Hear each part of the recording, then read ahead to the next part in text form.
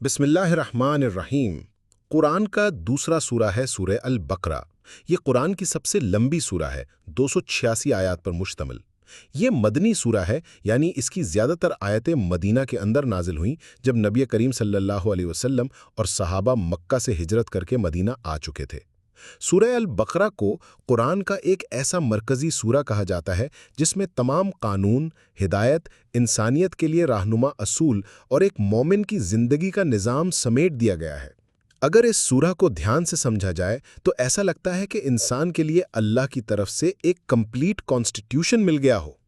इस सूरा का नाम अल बकरा पढ़ा एक वाक़े की वजह से जो इस सूरा में ज़िक्र हुआ है, बनी इसराइल का किस्सा, जहां उनको एक गाय ज़बह करने का हुक्म दिया गया था और उन्होंने उसमें बेवजह के सवाल कर कर के हुक्म को मुश्किल बनाया। ये सूरा अपने अंदर एक गहरा पैगाम रखता है कि दीन में बेवजह के सख्त सवाल और ज़िद सिर्फ मुसीबत को बढ़ाती है। लेकिन असल में इस सूरा का स्कोप इस एक वाक़या से कहीं ज़्यादा है। ये सूरा कुरान का दिल कहा जाता है क्योंकि इसमें ईमान, इबादत, इंसानियत, मामलात, माशियत, सियासत, कानून, हलाल और हराम, जन्नत और जहन्नम सब कुछ का ज़िक्र है। सूरा अल बकरा की शुरुआत बहुत ही नूरानी है। अल्लाह के लफ्ज़ अलिफ लाम मीम से होती हैं, जिन्हें हुरूफ़ मुक़त्ताआत कहा जाता है। ये ऐसे हुरूफ हैं जिनका असल मतलब अल्लाह ही जानता है, लेकिन इनका पैगाम ये है कि कुरान उन्हीं लेटर से बना है जो आम इंसान यूज़ करता है। फिर भी इंसान कुरान जैसी किताब पैदा करने में नाकाम है। ये कुरान अल्लाह का मौजज़ा है। और फिर अल्लाह तुरंत बताता है कि ये कुरान हिदायत है उन लोगों के लिए जो मुत्तकी हैं। मुत्तकीन का जिक्र होते ही एक तस्वीर सामने आती है, एक ऐसे इंसान की जो गैब पर ईमान रखता है, जो अपने रब की इबादत में नमाज कायम करता है, जो अपने माल में से अल्लाह के दिए हुए रिस्क में से दूसरों पर खर्च करता है, जो सिर्फ कुरान पर नहीं बल्कि उन सभी पहले की आसमानी किताबों पर भी ईमान रखता है और जो आखिरत की हकीकत को यकीन की निगाह से देखता है। अल्लाह फरमाता है, ऐसे लोग ही असल में फलाह पाने वाले हैं। फिर सूरह बकरा एक मुकम्मल तस्वीर खोलती है जिसमें तीन तरह के लोग दिखाए गए हैं। एक तरफ मुत्तकीन जो अल्लाह की हिदायत को कबूल करते हैं, दूसरी तरफ वो लोग हैं जो खुले तौर पर कुफ्र करते हैं, जिनके दिल और कान पर अल्लाह ने मोहर लगा दी है और उनके लिए सख्त अजाब है।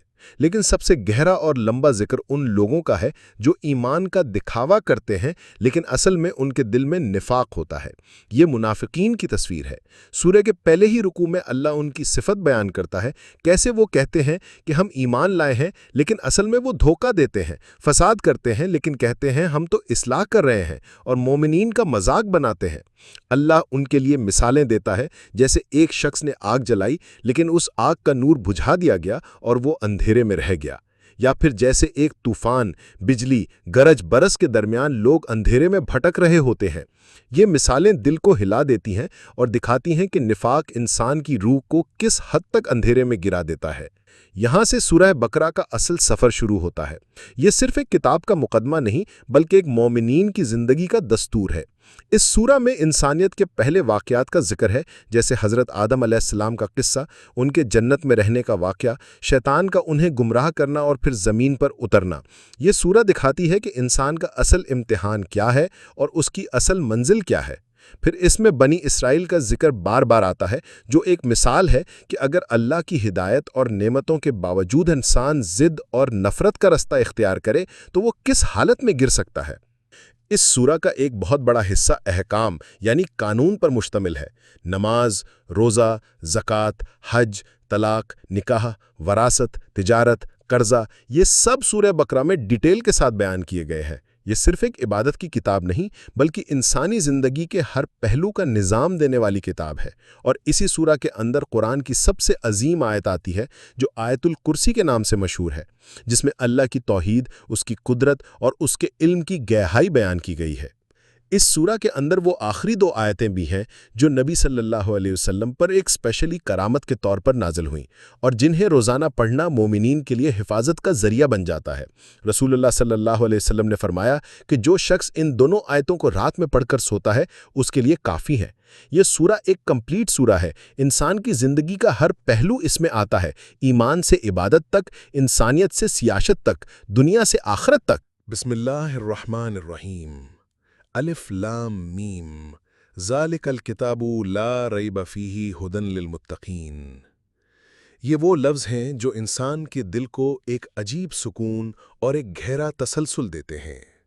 سورہ البقرہ کی شروعات ہی کچھ ایسے حروف سے ہوتی ہے جو انسان کے لیے ہمیشہ سے ایک راز رہے ہیں، الف لام میم۔ یہ حروف قرآن میں کئی جگہ آئے ہیں اور انہیں ہم حروف مقطعات کہتے ہیں۔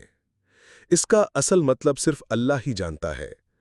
حضرت ابوبکر صدیق رضی اللہ عنہ جیسے بزرگ صحابہ بھی جب ان حروف کے بارے میں پوچھا جاتا تو کہتے کہ اس کا اصل علم اللہ کے پاس ہے۔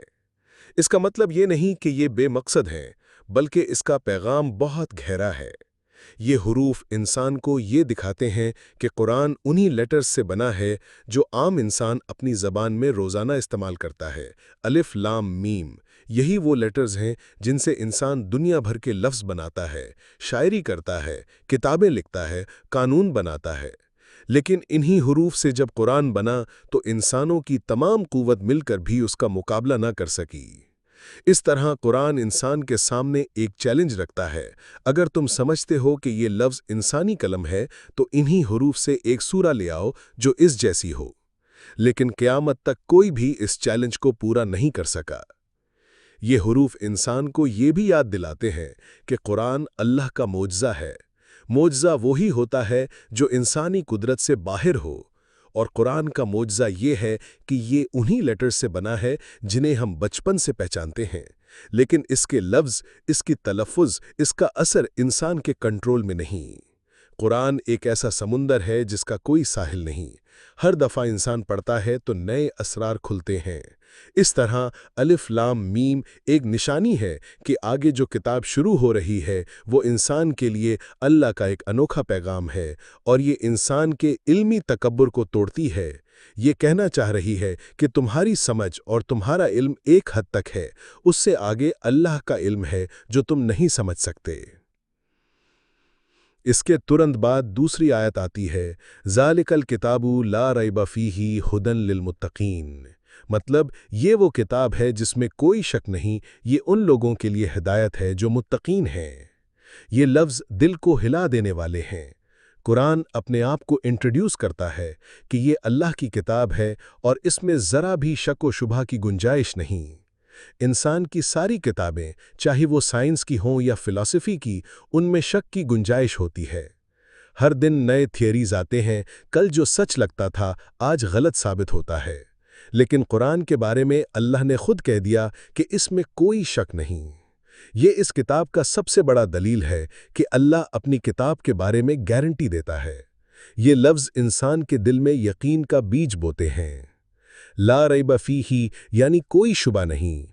یہ لفظ انسان کے ایمان کو ایک مضبوط زمین دیتے ہیں۔ ہر شک انسان کے ایمان کو ہلا دیتا ہے، لیکن جب بندہ قرآن کے سامنے سر جھکاتا ہے تو وہ سمجھتا ہے کہ اب مجھے کسی اور دلیل کی ضرورت نہیں۔ یہ وہ کتاب ہے جو ہر دور، ہر زمانے، ہر سوسائٹی کے لیے ریلیونٹ ہے۔ چاہے ٹیکنالوجی کتنی بھی بڑھ جائے، چاہے دنیا کتنی بھی بدل جائے، قرآن کے لفظ اپنی جگہ قائم ہیں۔ پھر اللہ فرماتا ہے کہ یہ کتاب ہدایت ہے متقین کے لیے۔ یہاں ایک بڑا سوال اٹھتا ہے، ہدایت تو سب کے لیے ہونی چاہیے، پھر اللہ نے صرف متقین کا ذکر کیوں کیا؟ اس کا جواب یہ ہے کہ قرآن اصل میں سب کے لیے ہدایت ہے، لیکن فائدہ وہی اٹھاتا ہے جس کا دل صاف ہو، جو اللہ سے ڈرنے والا ہو، جو متقی ہو۔ متقی کا مطلب ہے وہ انسان جو اللہ سے ڈر کر اپنی زندگی کو سیدھے راستے پر چلانے کی کوشش کرتا ہے۔ جیسے ایک انسان جلن پر چل رہا ہے اور دونوں طرف خطرے ہیں تو وہ بہت احتیاط سے چلتا ہے، اسی طرح متقی دنیا میں رہتا ہے لیکن ہمیشہ اللہ کا خوف اور اللہ کی رضا اس کے سامنے ہوتی ہے۔ قرآن اسی کے لیے ہدایت بن جاتا ہے۔ جو لوگ ضدی ہیں، جو سچائی سے منہ موڑ لیتے ہیں، ان کے لیے قرآن بڑھاوا بن جاتا ہے، ان کی گمراہی بڑھ جاتی ہے۔ اس آیت میں ایک اور گہرا پیغام ہے۔ اللہ نے کہا، ذالک الکتاب۔ ذالک لفظ عربی میں دور کے لیے آتا ہے۔ یہاں اللہ نے یہ لفظ استعمال کر کے یہ دکھایا کہ یہ کتاب بہت اونچی مرتبہ والی ہے، ایسی کتاب ہے جس کا مقام انسان کے ہاتھ سے بہت اوپر ہے۔ جیسے کوئی چیز سامنے ہو تو ھذا کہا جاتا ہے، لیکن کوئی چیز دور ہو تو ذالکا۔ قرآن کو ذالکل کتاب کہنا یہ پیغام دیتا ہے کہ اس کتاب کا اصل مقام انسانی سمجھ سے بلند ہے، اس کی حقیقت انسان کے لیے ایک اسرار ہے اور یہ صرف اللہ کا کلام ہے۔ اب ذرا سوچئے کہ ایک انسان جو پہلی دفعہ قرآن کھول کر پڑھتا ہے، اس کے سامنے یہ لفظ آتے ہیں، الف لام میم، یہ وہ کتاب ہے جس میں کوئی شک نہیں، ہدایت ہے متقین کے لیے۔ یہ لفظ اس کے دل کو ایک دم سے ہلا دیتے ہیں۔ وہ سمجھتا ہے کہ میں اب ایک ایسے سمندر میں قدم رکھنے جا رہا ہوں جہاں صرف اللہ کی رحمت اور ہدایت ملے گی۔ یہ لفظ انسان کو ایک نئی دنیا میں لے آتے ہیں، ایک ایسی دنیا جہاں انسان اپنے رب سے ڈائریکٹ ربط میں آتا ہے۔ رسول اللہ صلی اللہ علیہ وسلم کے دور میں جب یہ آیتیں نازل ہوئیں تو صحابہ اکرام کے دل میں روشنی بھر گئی۔ حضرت عمر رضی اللہ عنہ کے بارے میں آتا ہے کہ جب انہوں نے قرآن کی کچھ آیتیں سنی تو ان کا دل پلٹ گیا، ان کا قہر و غصہ شفقت میں بدل گیا۔ یہی قرآن کا اثر ہے۔ یہ لفظ صرف لفظ نہیں بلکہ دل کو ہلا دینے والی طاقت ہے۔ آیت 2 میں ہدن للمتقین کہہ کر اللہ نے ایک سیدھا نظام سمجھایا۔ ہدایت پانے کے لیے پہلے دل کو صاف کرنا ہوگا، اللہ کا خوف اپنے اندر لانا ہوگا۔ یہ قرآن ان لوگوں کے لیے گائیڈنس ہے جو اپنی زندگی کو سچائی کے ساتھ دیکھنا چاہتے ہیں۔ جو لوگ ضدی ہیں، جو سچائی سے منہ موڑ لیتے ہیں، ان کے لیے قرآن سے ہدایت نہیں نکلتی۔ جیسے ایک دوائی ہے، وہ اصل میں ہر انسان کے لیے بنائی گئی ہے، لیکن فائدہ اس کو ہوتا ہے جو اس دوائی کو کھلے دل سے یقین کے ساتھ کھاتا ہے۔ جو شک کرتا ہے یا دوائی لینے سے ہی انکار کرتا ہے، وہ فائدہ نہیں اٹھاتا۔ قرآن بھی ایسی ہی دوائی ہے روحانی مرض کے لیے۔ اور پھر سوچئے کہ قرآن نے اپنے آپ کو ہدا کہا، یعنی ہدایت۔ ہدایت کا مطلب ہے راستے کی روشنی، گائیڈنس، وہ نشان جہاں سے انسان اپنی منزل تک پہنچتا ہے۔ دنیا کے راستے اندھیروں سے بھرے ہیں، ہر طرف گمراہی کے راستے ہیں، ہر طرف شیطان کی چال ہے، ہر طرف نفس کی خواہشات ہیں۔ لیکن جو انسان قرآن کو اپنا ہدا بنا لیتا ہے، اس کے لیے ہر اندھیرا روشن ہو جاتا ہے۔ وہ دنیا کے جنگل میں بھٹکتا نہیں بلکہ سیدھا راستے پر چل پڑتا ہے۔ آیت 1 اور 2 قرآن کا ایک ایسا مقدمہ ہے جس میں اللہ انسان کے لیے ایک چیلنج بھی رکھتا ہے اور ایک پیغام بھی دیتا ہے۔ چیلنج یہ ہے کہ ان لیٹر سے تم قرآن جیسا لفظ نہیں لا سکتے۔ پیغام یہ کہ یہ کتاب جس میں تمہیں ذرا بھی شک کرنے کی ضرورت نہیں، بس اس کو اپنا لو اور یہ تمہیں ہمیشہ کے لیے ہدایت دے دے گی۔ اس سورہ کے آگے چل کر اللہ متقین کی صفت بیان کرتا ہے، لیکن پہلے 2 آیتیں ہی ایک مومن کا دل جیت لیتی ہیں۔ یہ اس کے لیے یقین اور تسکین کا سبب بنتی ہیں۔ آج بھی جب انسان قرآن کھولتا ہے اور یہ لفظ پڑھتا ہے، الف لام میم ذالک الکتاب لا ریب فیہ ھدی للمتقین، تو اس کے اندر ایک عجیب روشنی بھر جاتی ہے۔ وہ سمجھتا ہے کہ میں اب اپنی روح کے اصلی نصیب کو پانے والا ہوں۔ یہ قرآن اس کے لیے ایک نیا سفر بن جاتا ہے۔ بسم اللہ الرحمن الرحیم۔ سورہ البقرہ کی دوسری آیت میں اللہ تعالیٰ نے ہدایت کا ذکر کیا کہ قرآن متقین کے لیے ہدایت ہے۔ اب تیسری سے 5ویں آیت تک اللہ تعالیٰ ان متقین کی صفات بیان کرتا ہے جو اصل میں اس قرآن سے روشنی اور رہنمائی لیتے ہیں۔ یہاں ایک انسان کی اصلی پہچان سامنے آتی ہے۔ کیا چیز ہے جو انسان کو متقی بناتی ہے؟ اللہ ان کی کوالٹیز کو ایک ایک کر کے سمجھاتا ہے، لیکن یہ بیان ایک ایسی نرم لہر کی طرح ہے جو دل کو چھو جاتی ہے۔ تیسری آیت میں اللہ فرماتا ہے، الذین یؤمنون بالغیب، یعنی متقین وہ لوگ ہیں جو غیب پر ایمان لاتے ہیں۔ غیب کا مطلب ہے وہ چیز جو انسان کی آنکھ سے اوجھل ہے، جو سمجھ میں سیدھا سیدھا نہیں آتی، جو انسان کے حصے میں دکھائی نہیں دیتی۔ لیکن ایمان یہی ہے کہ جو چیز نظر نہ آئے اس پر یقین کیا جائے۔ اگر سب کچھ سامنے ہوتا تو ایمان کا سوال ہی نہیں تھا۔ انسان غیب پر ایمان لاتا ہے تو اصل میں وہ اپنے رب کو اپنا لیتا ہے۔ وہ کہتا ہے کہ میرے رب نے کہا ہے، بس اتنا کافی ہے، چاہے میری آنکھ نہ دیکھے، چاہے میری عقل نہ سمجھے، لیکن میرا دل یقین کرتا ہے۔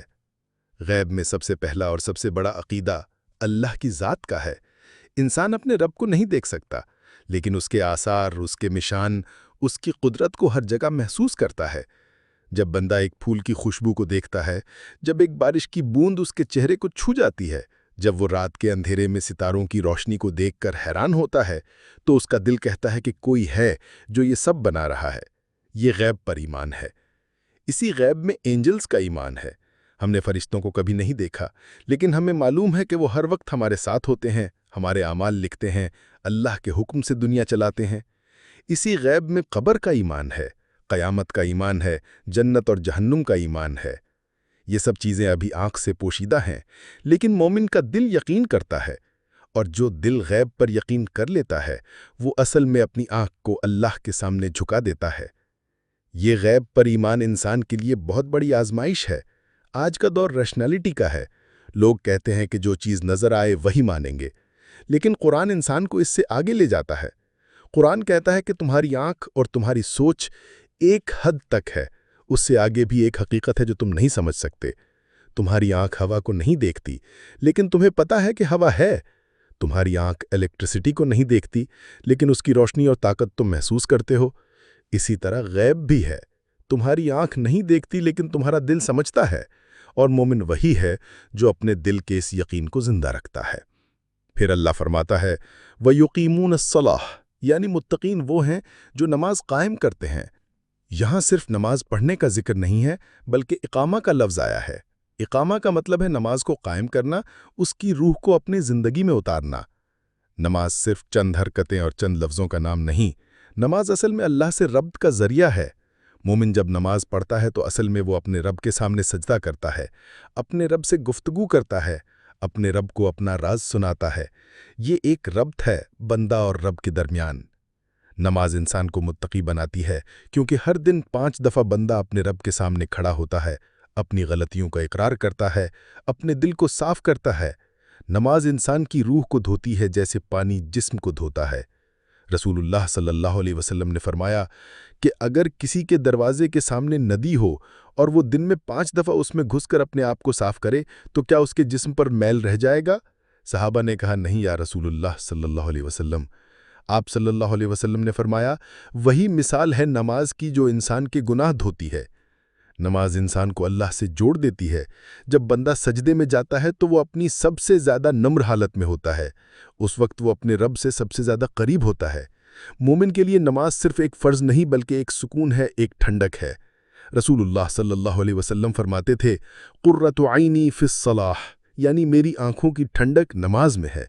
متقین اسی وجہ سے نماز کو قائم کرتے ہیں، اس کی روح کو سمجھتے ہیں، اس سے اپنی زندگی میں سجاتے ہیں۔ اگلی صفت ہے وَمِمَّا رَزَقْنَاهُمْ يُنْفِقُونَ، یعنی اللہ کے دیے ہوئے مال میں سے خرچ کرتے ہیں۔ متقی بندہ سمجھتا ہے کہ مال اصل میں اس کا اپنا نہیں ہے بلکہ اللہ کا دیا ہوا ہے۔ جب بندہ سمجھتا ہے کہ سب کچھ اللہ کا ہے تو اس کے لیے خرچ کرنا آسان ہو جاتا ہے۔ وہ اپنی دولت کو صرف اپنی نفس پر نہیں بلکہ اللہ کی مخلوق پر خرچ کرتا ہے۔ یہ انفاق اصل میں انسان کے دل کی سختی کو توڑتا ہے، اس کے اندر سے بخلی اور خود غرضی کو نکالتا ہے۔ انفاق میں صرف زکوٰۃ نہیں آتی بلکہ صدقات بھی آتی ہیں۔ متقین وہ لوگ ہیں جو اللہ کی راہ میں دیتے ہیں، چھپ کر بھی اور سامنے بھی۔ کبھی وہ ایک بھوکے کو کھانا کھلاتے ہیں، کبھی ایک غریب کی مدد کرتے ہیں، کبھی ایک مسافر کے لیے اپنا مال نکالتے ہیں۔ ان کے دل میں معلوم ہوتا ہے کہ اصل میں یہ مال اللہ کا ہے، اللہ نے دیا ہے اور اللہ کے لیے ہی دینا ہے۔ قرآن کہتا ہے کہ جو مال تم دیتے ہو اس سے تمہارا مال کم نہیں ہوتا بلکہ بڑھ جاتا ہے۔ متقین اس بات کو سمجھتے ہیں اور وہ اللہ کے دیے ہوئے رزق کو اللہ کے راستے میں خرچ کرتے ہیں۔ اس کے بعد اللہ فرماتا ہے وَالَّذِينَ يُؤْمِنُونَ بِمَا أُنزِلَ إِلَيْكَ وَمَا أُنزِلَ مِن قَبْلِكَ، یعنی متقین وہ لوگ ہیں جو ایمان لاتے ہیں اس پر جو تم پر اتارا گیا اور جو تم سے پہلے اتارا گیا۔ یعنی یہ صرف قرآن پر ہی ایمان نہیں رکھتے بلکہ تمام پیغمبروں اور ان کی کتابوں پر بھی ایمان رکھتے ہیں۔ متقین کا دل تنگ نظر نہیں ہوتا، وہ کہتا ہے کہ میرا رب وہی ہے جس نے موسیٰ علیہ السلام کو تورات دی، عیسیٰ علیہ السلام کو انجیل دی، ابراہیم علیہ السلام کو صحف دیے۔ یہ سب وہی ایک سلسلہ ہے جو محمد صلی اللہ علیہ وسلم پر قرآن کی صورت میں مکمل ہوا۔ اس آیت کا پیغام بہت گہرا ہے۔ قرآن ایک نئی کتاب لے کر آیا، لیکن یہ پچھلی کتابوں کا انکار نہیں کرتا بلکہ یہ کہتا ہے کہ قرآن ان سب کو کنفرم کرتا ہے۔ متقین کا ایمان ہمیشہ جامع ہوتا ہے، وہ صرف ایک نبی کو نہیں مانتا اور دوسرے کو نہیں، بلکہ وہ کہتا ہے کہ ہم سب پر ایمان رکھتے ہیں، یہی اصل ایمان ہے۔ اور آخری صفت آیت 5 میں آتی ہے وَبِالْآخِرَةِ هُمْ يُوقِنُونَ، یعنی وہ آخرت پر یقین رکھتے ہیں۔ آخرت کا یقین مومن کا سب سے بڑا سہارا ہے۔ یہ یقین انسان کی زندگی کو بدل دیتا ہے۔ جو بندہ یقین کرتا ہے کہ ایک دن اس کو اللہ کے سامنے کھڑا ہونا ہے، اس کے اعمال کا حساب دینا ہے، اس کے لیے جنت یا جہنم طے کرنا ہے، وہ بندہ اپنی زندگی کو ضائع نہیں کرتا۔ یہ یقین اس کی زندگی کا نظام بدل دیتا ہے۔ آخرت کا یقین انسان کے دل میں اتنا ایک چیک اینڈ بیلنس رکھتا ہے جو پولیس یا قانون بھی نہیں رکھ سکتا۔ جب بندہ سوچتا ہے کہ اللہ مجھے دیکھ رہا ہے، ایک دن مجھے اپنے رب کے سامنے کھڑا ہونا ہے، تو وہ ہر گناہ سے بچنے لگتا ہے۔ وہ صرف دنیا کی خوشی کے لیے نہیں رہتا، بلکہ وہ آخرت کی خوشی کے لیے اپنی زندگی گزارنے لگتا ہے۔ اس یقین کی وجہ سے بندہ دنیا کے دکھ سے گھبراتا نہیں، کیونکہ اس کو معلوم ہے کہ اصلی زندگی آخرت کی ہے۔ یہ سب صفات یعنی غیب پر ایمان، نماز قائم کرنا، مال خرچ کرنا، سب پیغمبروں اور کتابوں پر ایمان لانا اور آخرت پر یقین، ان سب کو ملا کر متقی انسان کی تصویر بنتی ہے، اور اللہ کہتا ہے کہ یہی لوگ اصل میں ہدایت پر ہیں اور یہی لوگ کامیاب ہیں۔ کامیابی کا اصل معیار دنیا کی دولت، شہرت یا قدرت نہیں، بلکہ اللہ کے نزدیک یہ صفات ہے۔ جس انسان کے اندر یہ ہیں وہی اصل میں کامیاب ہے، چاہے دنیا اسے نادر کرے۔ بسم اللہ الرحمن الرحیم۔ سورہ بقرہ کی پہلی آیتوں میں اللہ تعالیٰ نے ہدایت کا ذکر کیا تھا کہ قرآن متقین کے لیے ایک روشنی ہے۔ پھر ان متقین کی صفات بیان کی گئیں جو غیب پر ایمان لاتے ہیں، جو نماز قائم کرتے ہیں، جو اللہ کے دیے ہوئے مال میں سے خرچ کرتے ہیں، جو سب پیغمبروں اور ان کی کتابوں پر ایمان لاتے ہیں، اور جو آخرت کے دن پر یقین رکھتے ہیں۔ اللہ نے ان کی تعریف کی اور فرمایا کہ وہی لوگ اصل میں ہدایت پر ہے، وہی لوگ اصل میں کامیاب ہیں۔ اب اس کے بعد اگلے دو آیتوں میں اللہ تعالیٰ ایک دوسرے گروہ کا ذکر کرتا ہے، اور وہ ہیں کافر۔ اللہ نے پہلے متقین کی تصویر کھینچی، اب کافروں کی تصویر سامنے رکھتا ہے تاکہ انسان سمجھ جائے کہ قرآن کے سامنے اصل میں دو ہی راستے ہیں، یا تو بندہ ہدایت کو اپنا لیتا ہے یا پھر وہ انکار کر کے اپنی آخرت کو تباہ کر لیتا ہے۔ اللہ فرماتا ہے ان الذین کفروا سواء علیہم اانذرتہم ام لم تنذرہم لا یؤمنون، یعنی جو لوگ کفر کر چکے ہیں ان کے لیے برابر ہے کہ تم ان کو ڈراؤ یا نہ ڈراؤ، وہ کبھی ایمان لانے والے نہیں ہیں۔ یہ آیت ایک بہت گہرا پیغام دیتی ہے۔ کفر اصل میں صرف ایک عقیدے کا انکار نہیں ہوتا، بلکہ ایک پوری سوچنے سمجھنے کی روایت ہے۔ کافر اصل میں وہ ہوتا ہے جو سچائی کو جان کر اس کا انکار کرتا ہے، جو حق کو پہچان کر بھی اسے ریجیکٹ کرتا ہے، جو اپنے نفس کی ضد، اپنے تکبر، اپنے دنیاوی فائدے اور اپنے دل کی سختی کی وجہ سے اللہ کے پیغام کو قبول نہیں کرتا۔ یہ بات سمجھنا بہت ضروری ہے کہ قرآن جب کافروں کا ذکر کرتا ہے تو وہ ہر اس انسان کی طرف اشارہ کرتا ہے جو حق کو سمجھنے کے باوجود اس کا انکار کرتا ہے۔ یہ وہ لوگ ہیں جن کا دل بند ہو چکا ہے، جن کا ضمیر ختم ہو گیا ہے، جن کا نفس اتنا سخت ہو گیا ہے کہ ان کے سامنے سچائی کے چاند کی روشنی بھی چمک رہی ہو تو بھی وہ اسے اندھیرا کہہ دیں گے۔ اللہ فرماتا ہے کہ ایسے لوگوں کو تم ڈراؤ یا نہ ڈراؤ، ان کے لیے برابر ہے، وہ ایمان لانے والے نہیں۔ اس آیت کا مطلب یہ نہیں کہ کسی انسان کو دعوت دینا بیکار ہے، بلکہ اس کا مطلب یہ ہے کہ کچھ لوگ ایسے ہوتے ہیں جو اپنی ضد اور اپنی ہوائی خواہشات کی وجہ سے ہدایت کو اپنا نہیں سکتے۔ نبی صلی اللہ علیہ وسلم کا کام تھا پیغام کو پہنچا دینا، اور آپ نے ہر شخص تک قرآن کا پیغام پہنچایا، لیکن جو لوگ دل سے بند ہو چکے تھے ان پر کوئی اثر نہیں ہوا، جیسے ابو جہل، جس نے سچائی کو جان لیا تھا، جس نے قرآن کی فصاحت اور اس کے نور کو محسوس کیا تھا، لیکن اپنے تکبر کی وجہ سے اس نے کہا کہ اگر ہم محمد صلی اللہ علیہ وسلم کو نبی مان لیں گے تو ہمارا قبیلہ اپنا شہرت کھو دے گا، ہمارا مقام گر جائے گا۔ یہی وہ کافر تھا جو حق کو جان کر بھی اس کا انکار کر گیا۔ پھر اللہ فرماتا ہے ختم اللہ علی قلوبہم وعلی سمعہم وعلی ابصارہم غشاوۃ ولہم عذاب عظیم، یعنی اللہ نے ان کے دلوں پر مہر لگا دی، ان کے کانوں پر بھی اور ان کی آنکھوں پر پردہ ڈال دیا، اور ان کے لیے بہت بڑا عذاب ہے۔ یہ آیت دل کو ہلا دینے والی ہے۔ جب بندہ بار بار حق کو ریجیکٹ کرتا ہے، جب بندہ لگاتار اللہ کے پیغام کا انکار کرتا ہے تو دھیرے دھیرے اس کا دل سخت ہوتا جاتا ہے۔ پھر ایک وقت آتا ہے کہ اللہ اس کے دل پر مہر لگا دیتا ہے، پھر چاہے اس کے سامنے قرآن کا نور چمکتا ہو، چاہے اس کے سامنے رسول اللہ صلی اللہ علیہ وسلم کا چہرہ مبارک ہو، چاہے اس کے سامنے کوئی بھی دلیل آ جائے، اس کا دل تسلیم نہیں کرتا۔ دل پر مہر لگنے کا مطلب ہے کہ اب وہ دل ہدایت کو قبول کرنے کی صلاحیت سے محروم ہو چکا ہے۔ کانوں پر مہر لگنے کا مطلب ہے کہ وہ سچائی کو سنتا ہے لیکن اسے اپنے اندر اترنے نہیں دیتا۔ آنکھوں پر پردہ ڈالنے کا مطلب ہے کہ وہ سچائی کو دیکھتا ہے لیکن اسے سمجھتا نہیں۔ ایسے لوگ اصل میں اپنے ضمیر اور اپنی فطرت کو دبا دیتے ہیں۔ اللہ نے انسان کی فطرت میں سچائی کا درد رکھا ہے۔ ہر انسان پیدا ہوتا ہے اللہ کو پہچان کر، لیکن جب بندہ بار بار اس فطرت کو دباتا ہے، بار بار اس سچائی کا انکار کرتا ہے، تو آخرت میں اللہ اس کا دل بند کر دیتا ہے۔ یہ آیت اصل میں انسان کے لیے ایک بہت بڑی وارننگ ہے۔ اگر انسان سچائی کو دیکھے اور اسے اگنور کر دے، اگر بندہ قرآن کو پڑھے اور اسے صرف ایک کتاب سمجھ کر سائیڈ میں رکھ دے، اگر بندہ رسول اللہ صلی اللہ علیہ وسلم کی سنت کو دیکھے اور اسے اپنے لیے لاگو نہ سمجھے، تو دھیرے دھیرے اس کا دل بھی انہی کافروں کی طرح سخت ہو جاتا ہے، اور پھر ایک وقت آتا ہے کہ اس کا دل حق سے محروم ہو جاتا ہے۔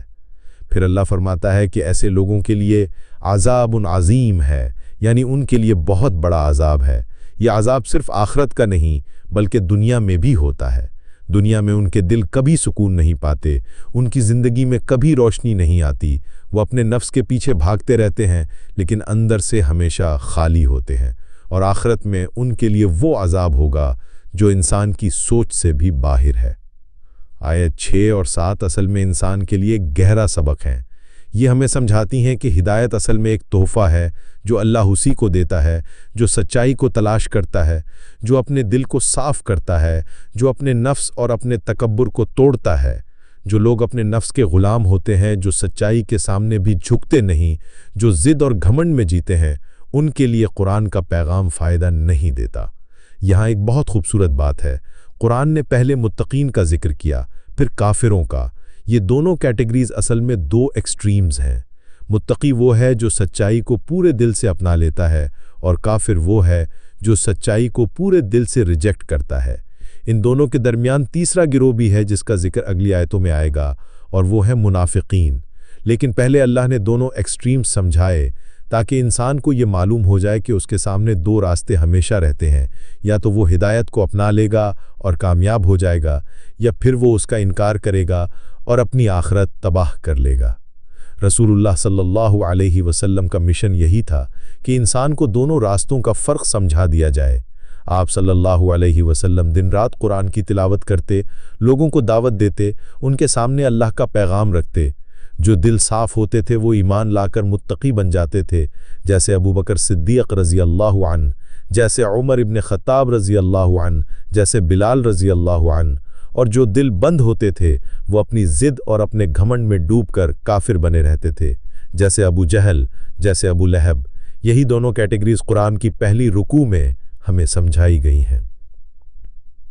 اس طرح آیت 6 اور 7 انسان کے لیے ایک آئینہ ہے۔ اگر انسان ان آیتوں کو پڑھے تو وہ اپنے دل کا جائزہ لے۔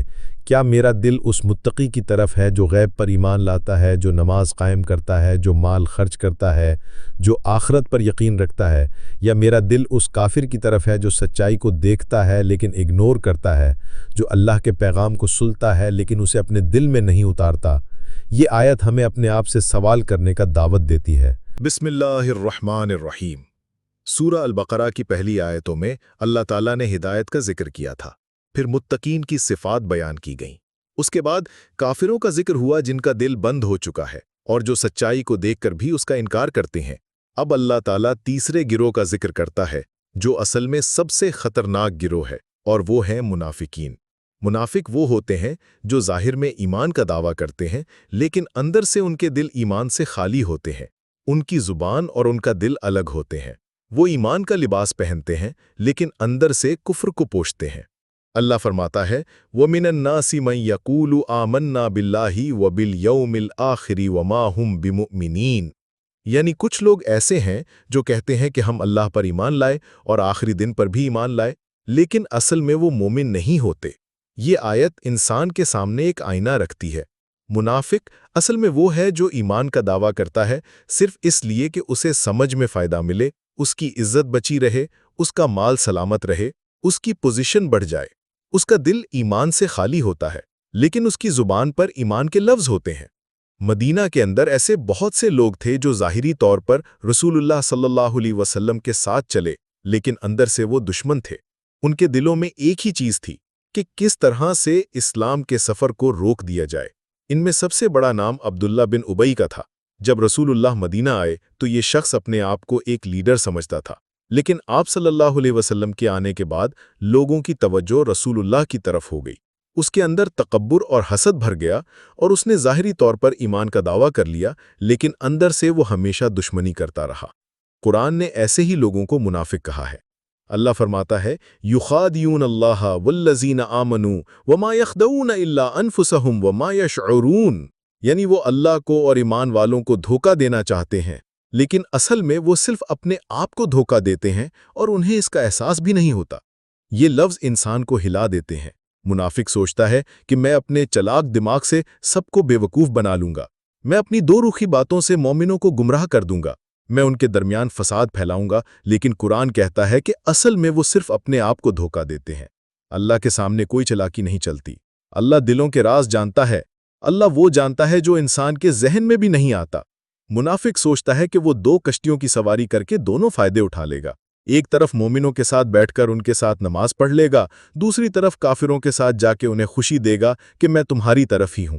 लेकिन असल में वो किसी तरफ का नहीं होता। उसका दिल खाली होता है, उसकी रूह सूनी होती है। यही वजह है कि अल्लाह फरमाता है कि वो अपने आप को ही धोखा देते हैं। उनका धोखा इस दुनिया में भी सामने आ जाता है और आखिरत में तो वो बेनकाब हो ही जाते हैं। फिर अल्लाह फरमाता है, फी कुलूबिहिम मरदुन फज़ादहुमुल्लाहु मरदा वलहुम अज़ाबुन अलीमुन बिमा कानू यक्ज़िबून, यानी उनके दिलों में एक मर्ज है तो अल्लाह ने उनका मर्ज और बढ़ा दिया और उनके लिए दर्दनाक अजाब है क्योंकि वो झूठ बोलते हैं। ये आयत असल में निफाक की असल फितरत को समझाती है। मुनाफिक के दिल में एक बीमारी होती है। ये बीमारी किसी ज़ाहिरी बीमारी की तरह नहीं, बल्कि ये रूह की बीमारी होती है। ये बीमारी शक की होती है, तकब्बुर की होती है, हसद की होती है, दुनिया की मोहब्बत की होती है। जब इंसान के दिल में ये बीमारी आ जाती है और वो उससे निकलने की कोशिश नहीं करता तो अल्लाह उस बीमारी को बढ़ा देता है। फिर वो बंदा ऐसे रास्ते पर चल पड़ता है जहां से वापस आना मुश्किल हो जाता है। ये बीमारी झूठ की बीमारी है। मुनाफिक हमेशा झूठ बोलता है। वो अपने दिल की बात जुबान पर नहीं लाता। वो एक बात कहता है लेकिन दूसरी करता है। रसूलुल्लाह सल्लल्लाहु अलैहि वसल्लम ने मुनाफिक की 3 अलामत बताई कि जब वो बात करता है तो झूठ बोलता है, जब वादा करता है तो तोड़ा है, और जब उसके पास अमानत रखी जाए तो वो खियानत करता है। यही वो रूहानी मर्ज है जिसका जिक्र कुरान कर रहा है। फिर अल्लाह फरमाता है, व इज़ा कील लहुम ला तुफ़सिदू फ़िल अर्दि क़ालू इन्नमा नहनु मुस्लिहून, यानी जब उनसे कहा जाता है कि ज़मीन में फसाद मत फैलाओ तो वो कहते हैं कि हम तो सिर्फ इस्लाह कर रहे हैं, हम तो सिर्फ एक बेहतरीन निज़ाम लाना चाहते हैं। लेकिन असल में वो ज़मीन पर सबसे बड़ा फसाद होता है। कुरान ने कहा है, अला इन्नहुम हुमुल मुफ़सिदूना वलाकिन ला यशऊरून, यानी देख लो असल में वही लोग फसाद करने वाले हैं लेकिन उन्हें अपना फसाद महसूस भी नहीं होता। ये इंसान के लिए एक बड़ी वार्निंग है। मुनाफिक को अपना झूठ भी सच लगता है, अपना फसाद भी इस्लाह लगता है। उसका दिल इतना सख्त हो जाता है कि उसको लगता है कि वो ठीक है, लेकिन असल में वो तबाह हो रहा होता है। आयात 8 से 12 असल में मुनाफिक की एक पूरी तस्वीर सामने रखती हैं। वो तस्वीर इंसान के लिए एक आईना है। अगर बंदा इन आयात को गौर से पढ़े तो अपने दिल का जायजा ले। क्या मैं भी वो बंदा तो नहीं जो जुबान से कुछ और कहता है और दिल में कुछ और है? क्या मैं भी वो तो नहीं जो ईमान का दावा करता है लेकिन ईमान का असर मेरी जिंदगी में नहीं दिखते? क्या मैं भी वो तो नहीं जो झूठ के सहारे अपनी जिंदगी गुजार रहा है? क्या मैं भी वो तो नहीं जो अपनी गलती को इस्लाह का नाम दे रहा है? कुरान का पैगाम यही है कि इंसान अपने अंदर की हकीकत को समझे और निफाक के रास्ते से बचकर रहे। रसूलुल्लाह सल्लल्लाहु अलैहि वसल्लम मुनाफिकों की इस फितरत से बहुत परेशान रहते थे क्योंकि ज़ाहिरी तौर पर वो आप सल्लल्लाहु अलैहि वसल्लम के साथ होते थे, नमाज में शामिल होते थे, मजलिस में बैठे रहते थे, लेकिन अंदर से वो तलवार की तरह छुपकर चोट करते थे। उनके लिए कुरान के लफ्ज़ बार बार आते रहे, उनको समझाया गया, उनको दावत दी गई, लेकिन वो अपने निफाक में गहराते चले गए। इस तरह कुरान की ये आयतें हमेशा के लिए इंसान को एक वार्निंग देती हैं। काफिर तो खुला दुश्मन है, उसका रास्ता अलग है, लेकिन मुनाफिक अंदर ही अंदर खोखला करता है और वो सबसे खतरनाक है। ये आयतें मोमिन को हमेशा याद दिलाती हैं कि निफाक से बचना है, सच्चाई को अपनाना है, जुबान और दिल को एक करना है। अल्लाह फरमाता है, वइज़ा क़ील लहुम आमिनू कमा आमनन नासु क़ालू अनुमिनु कमा आमनस सुफ़हा अला इन्नहुम हुमुस्सुफहाउ वलाकिन ला यअलमून, यानी जब उनसे कहा जाता है कि ईमान लाओ जैसे और लोग ईमान लाए, तो वो कहते हैं कि क्या हम भी वैसे ईमान ले आएं जैसे बेवकूफ़ लोग ले आए। सुन लो, असल में वही लोग बेवकूफ़ हैं, लेकिन वो समझते नहीं।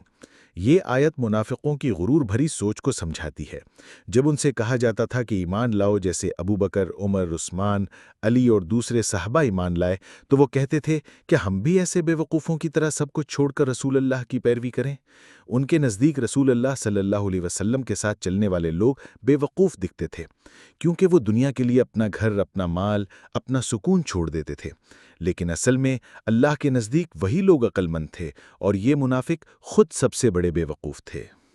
यहाँ एक गहरी बात समझनी चाहिए। मुनाफिक की सबसे बड़ी अलामत यह है कि वो सच्चाई को छोटी नज़र से देखता है। जो इंसान अल्लाह के लिए अपना सब कुछ छोड़ दे, उससे वो बेवकूफ़ समझता है। जो इंसान आखिरत के लिए दुनिया की आराम और फ़ायदे को कुर्बान कर दे, उसे वो अक्लमंद नहीं मानता। लेकिन अल्लाह ने उल्टा बयान कर दिया। असल में अक्लमंद वही हैं जो आखिरत के लिए दुनिया को छोड़ते हैं, और असल में बेवकूफ़ वही हैं जो चंद दिन की दुनिया के लिए अपनी आखिरत तबाह कर देते हैं। मुनाफिक इस बात को समझ ही नहीं पाता। वो सोचता है कि वो सबसे चालाक है, लेकिन असल में वो अपने आप को ही तबाह कर रहा होता है।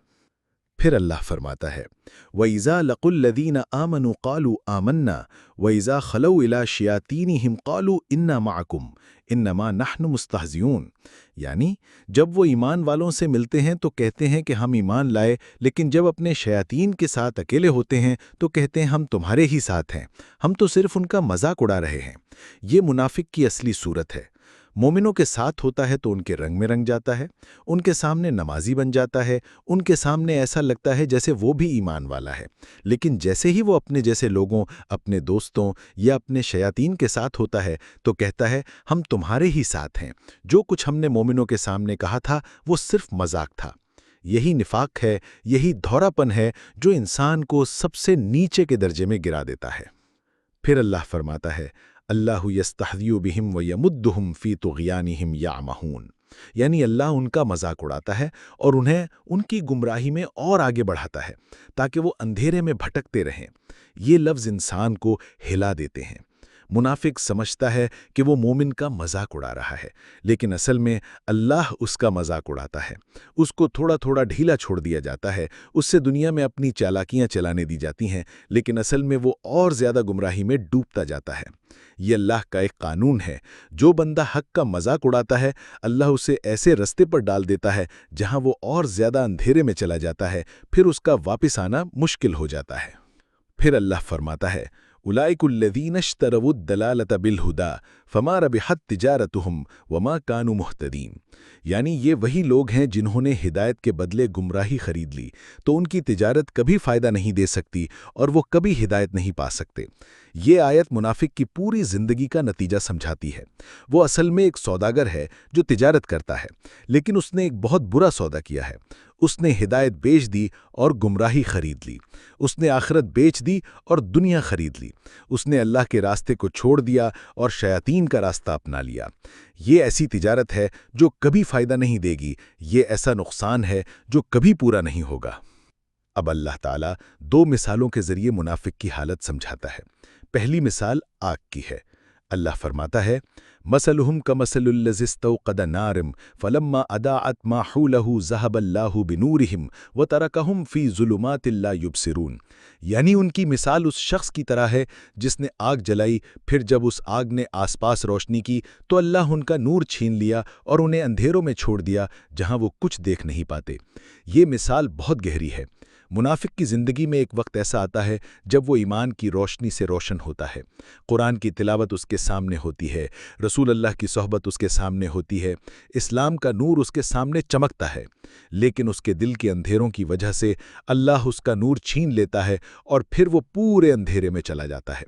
उसकी आंखें होती हैं लेकिन कुछ देखती नहीं, उसके कान होते हैं लेकिन कुछ सुनते नहीं, उसका दिल होता है लेकिन कुछ समझता नहीं। फिर अल्लाह फरमाता है, सुम्मुम बुकमुन उम्युन फहुम ला यरजिऊन, यानी वो बहरे हैं, गूंगे हैं, अंधे हैं, इसलिए वो कभी वापस नहीं आते। یہ نفاق کا نتیجہ ہے۔ جب بندہ بار بار جھوٹ بولتا ہے، بار بار دھوراپن دکھاتا ہے، بار بار حق کا مذاق اڑاتا ہے، تو ایک وقت آتا ہے کہ وہ سچائی کو سن ہی نہیں پاتا، دیکھ ہی نہیں پاتا، سمجھ ہی نہیں پاتا، پھر اس کے لیے واپس آنا مشکل ہو جاتا ہے۔ دوسری مثال بارش کی ہے۔ اللہ فرماتا ہے او کصیب من السماء فیہ ظلمات ورعد وبرق یجعلون اصابعهم فی اذانهم من الصواعق حذر الموت واللہ محیط بالکافرین، یعنی ان کی مثال ان لوگوں کی طرح ہے جو آسمان سے گرنے والی تیز بارش میں پھنس گئے، جس میں اندھیرے بھی ہیں، گرج بھی ہے اور بجلی کی چمک بھی ہے۔ وہ لوگ موت کے ڈر سے اپنی انگلیاں اپنے کانوں میں ڈال لیتے ہیں، لیکن اللہ کا گھیرا ان کافروں کو ہر طرف سے گھیرا ہوا ہے۔ یہ مثال انسان کے دل کو ہلا دیتی ہے۔ قرآن کا پیغام آسمان سے بارش کی طرح ہے، اس میں روشنی بھی ہے، اس میں رحمت بھی ہے، لیکن منافق کے لیے وہ بارش درد بن جاتی ہے۔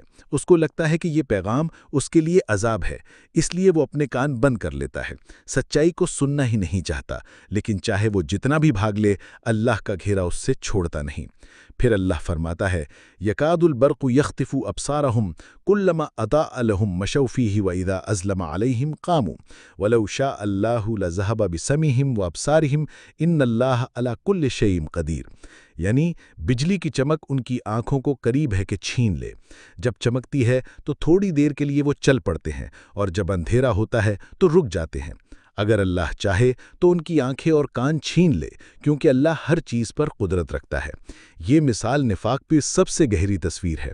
منافق کبھی روشنی میں آتا ہے، کبھی اندھیرے میں چلا جاتا ہے، کبھی قرآن کا پیغام اس سے اثر دیتا ہے، کبھی وہ اس سے اگنور کر دیتا ہے، کبھی وہ ایمان والوں کی طرف دکھائی دیتا ہے، کبھی وہ اپنے شیاطین کی طرف چلا جاتا ہے۔ اس کی زندگی ایک الجھن ہے، ایک دھوراپن ہے، ایک اندھیرا ہے، اور اگر اللہ چاہے تو اس کا سب کچھ ختم کر سکتا ہے۔ اس طرح سورہ بقرہ کے پہلے رکوع کی یہ آیتیں ایک پوری تصویر سامنے رکھتی ہیں۔ متقین ایک طرف ہیں جو ایمان والے ہیں، کافر ایک طرف ہیں جو کھلا انکار کرتے ہیں، اور منافق تیسری طرف ہیں جو سب سے خطرناک ہیں کیونکہ ان کا دوہرا چہرہ ہوتا ہے۔ یہ آیتیں انسان کو سمجھاتی ہیں کہ ہدایت صرف اسی کو ملتی ہے جو اپنے دل کو صاف رکھتا ہے، جو سچائی کو اپنانے کے لیے تیار ہوتا ہے۔ جس کے دل میں نفاق آتا ہے اس کا انجام اندھیرا ہے، اس کا انجام گمراہی ہے، اس کا انجام آخرت کا عذاب ہے۔